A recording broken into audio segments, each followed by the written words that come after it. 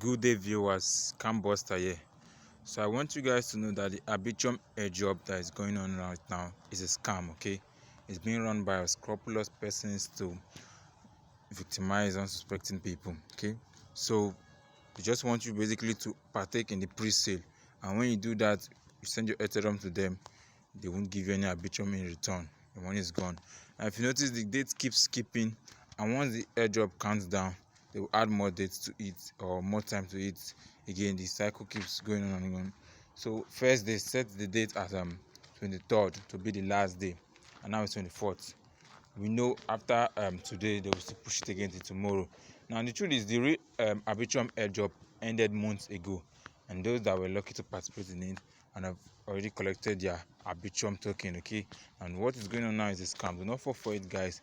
Do not participate in the pre-sale, and do not refer it to your friends. Okay, delete it right now from your statuses and take it down from everywhere you have uploaded it. Okay, stay safe out there. Scam buster out. Bye.